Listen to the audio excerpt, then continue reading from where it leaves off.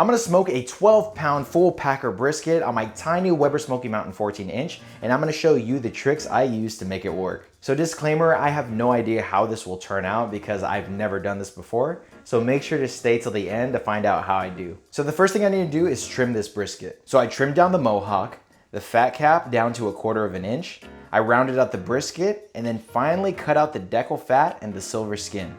And if you want an in-depth breakdown on how I like to trim brisket, then make sure you watch my video, How to Trim Brisket Like a Pro, and I'll have that linked in the description below. Okay, so here's where we use a bit of strategy. So clearly as is, this brisket is not gonna fit on the Weber Smokey Mountain 14-inch. So I think the easiest solution is to separate the point from the flat. So I basically just follow the seam of where the decal fat is and carefully separate the two pieces of meat. Then cut off any excess fat. And now the pieces are ready for seasoning. So before I get to that, I need to say that if you're enjoying the content so far, make sure to like and subscribe if you're new. So for seasoning, now I have been a huge fan of Meathead Goldwyn's Big Bad Beef Road for almost a year now. But I'm switching over to Jirby BBQ seasoning for brisket because I think it tastes just as good and it's much easier to do because it's just pepper, salt, and Lawry's in that order. So my strategy for this cook is to put the point on the bottom grate and the flat on the top grate. So the bottom grate of the Weber Smokey Mountain 14-inch is the hottest part of the cooker because it's literally right next to the coals.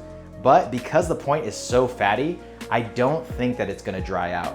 But to deflect some of the heat from the bottom grate, I'm gonna wrap the water pan in foil and then fill it with water. Now, I don't know if wrapping it in foil will help, but it can't hurt it. I'm cooking this brisket at 250 degrees Fahrenheit, so I'm gonna go ahead and put this brisket on the smoker and I will catch up with you guys later. So the brisket has been on for about 5 hours now, and at about the 3-hour mark is when I started spraying it with apple cider vinegar and water, and I kept doing that every about 20 to 30 minutes. But now it's time to wrap the brisket, so I'm gonna be using butcher paper and also beef tallow that I rendered out from the trimmings from earlier. And I did that on my pellet grill so I can get some smoke flavor into the rendered beef tallow. And then I'm gonna stick these in the oven at 250, that way I don't have to manage the fire anymore, and I will catch you guys when it's done. Bye.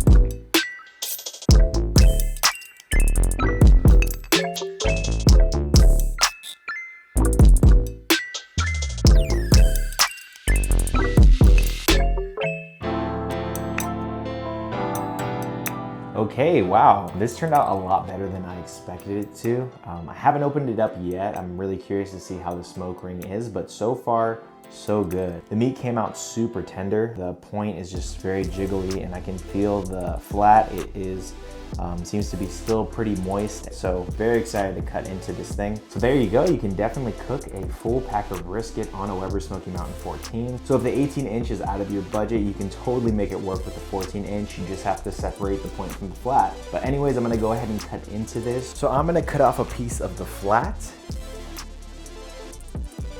the point, and the burnt end. So before I give this a try, I need to say that I have used a Weber Smokey Mountain 22 before and I use it very extensively. And I've never had a smoke ring this good on a brisket before on the 22. So I'm really impressed with how this turned out on the 14, but still I need to taste it. So I'm gonna go ahead and grab a piece of the burnt end to see what I'm working with. So cheers.